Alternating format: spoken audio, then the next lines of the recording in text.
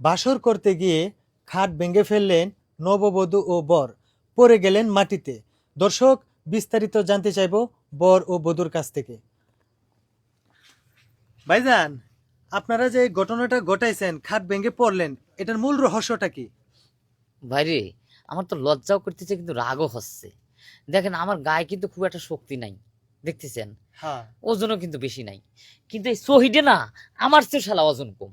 আহারে। কেবলই মনে করেন যে পজিশনে গেছি, দেখেন আমার বয়সটা কিন্তু একটু বেশি, বোর বয়সটা কিন্তু একটু কম, বুঝছেন। আমার তো মনে করেন যে যৌবনের একটা পাগলা জুয়ার ঠিক আছে।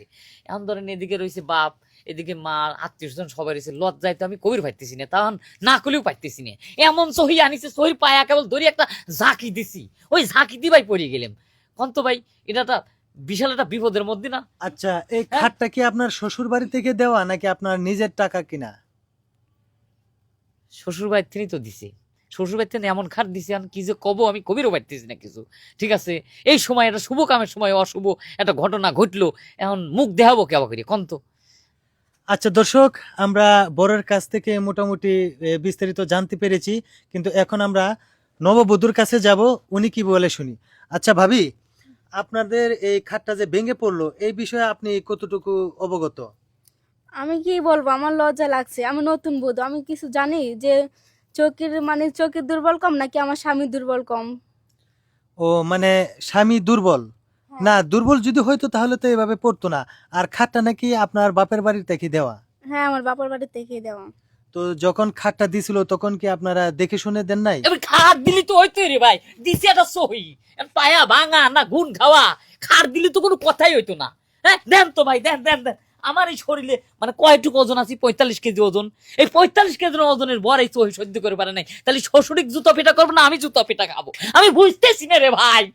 আমার ভাই, তো লজ্জা করতেছে, রাগ হচ্ছে। আত্মীয় স্বজন সব চলে আইছে, মুখ দেখাবো কেবা করিয়া রে, কেবা করিয়া। হ্যাঁ, ঠিক আছে ঠিক আছে, এত উত্তেজিত হওয়ার দরকার নেই। কারণ হলো স্বাভাবিক ভেঙেই যেতে পারে, আর এই জন্য কিন্তু উত্তেজিত হওয়ার কিছু নেই। যেহেতু বধূ একেবারে নতুন, আপনিও নতুন, আর সেই ক্ষেত্রে খাটটাও নতুন, আর পড়েও গেছেন। এ বিষয়ে আসলে দর্শক আমরা কতটুকু বুঝতে পেরেছি, তো বুঝতেই পেরেছেন আপনারাও, যে খাটটা ঝুঁকিতে কিন্তু পড়ে গিয়েছে। তো আসলে যদি খাটটা মজবুত দিত, তাহলে তার শরীরে যতটুকুই শক্তি থাকুক না কেন, খাটটা কিন্তু ভেঙে পড়তো না। তো আসলে ভাবির কাছে আমরা আরেকটু যাব, যে যখন ভাই জাকিটা দিয়েছিল, তখন কি আপনি কোনো ধরনের কোনো ব্যথা বা কোনো আহত কোনো হওয়ার ইয়া ছিল, স্কোপ ছিল কিনা? একেবারে খাটে উঠছে, যখন বাসর করতে যাবে তখন আমরা দুজন পড়ে যাই, আমাদের কিছু হয় নাই। ও আচ্ছা, আপনাদের কিছু হয় নাই। না। তো দর্শক, তাদের মধ্যে কোনো আমার কিছু হয় না, কিন্তু খাটের কিছু হয়েছে নাকি দেখেন না। খাট করছি সহি, সহির কিছু হয়েছে নাকি দেখেন। আমরা ভালো আছি, আমরা সুস্থ আছি, কিন্তু সহি মনে হয় অসুস্থ হচ্ছে। আমি তো নতুন বউ, কিছু কবির পাইতেছি না, বুঝছেন। না, কিছু বলা কিছু যাবে কবির না। পাইতেছি না। শ্বশুর ডলে থাকলে তো কিছু কওয়া যাইতো। তো দর্শক, আমরা এই একটু বরের বাবার কাছ থেকে কিছু কথা জানতে চাইবো। সেটা হলো, আচ্ছা আপনারা যখন বিয়ের প্রথম আলাপ আলোচনা করছিলেন, তখন খাট দিবে না চৌকি দিবে, এটা কি তখন উল্লেখ ছিল? কি কব, সরম করে বুঝছেন।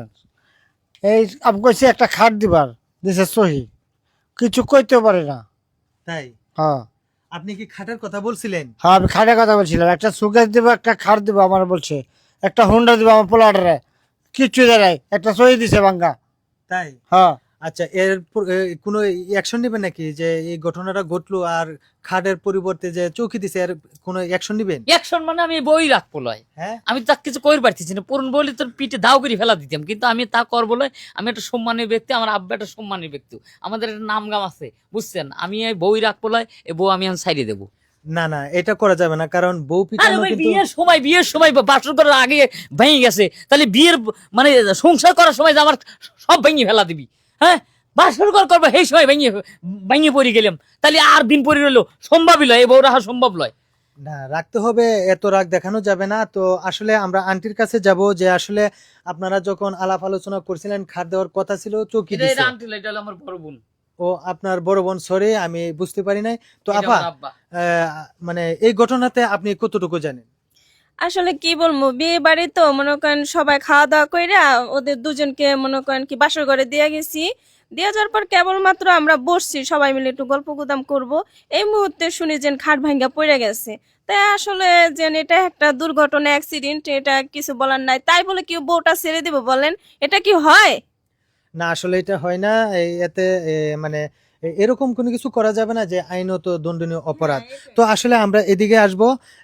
এদিকে আমাদের বরের খালু আছেন। তো আসলে খালু, আপনি একটু এদিকে আসেন। এই যে ঘটনাটি ঘটলো, এই বিষয়ে আপনি কতটুকু জানেন? এই বিষয়ে আমি কতটুকু জানি, এরা বলছিল খাট দিব, আলমারি দিব, হুন্ডা দিব, এটি শুনি না। পরে আমিও খুশি হইলাম। পরে দাঁড়িয়ে যে চকি আচ্ছা, অনেরা যে বাসরে আমরা দিয়ে টিয়ে গেলাম, রুমে গেল। সকালে রাত্রে আবার ডাকাডাকি চিল্লাই লোকে, পরে আয় যে ভাইয়া নিচে শুয়ে রয়েছে এরা। লজ্জায় কিছু বলতে না না পারতেছে না, না। কিচ্ছু বলতে পারতেছেন লজ্জায়।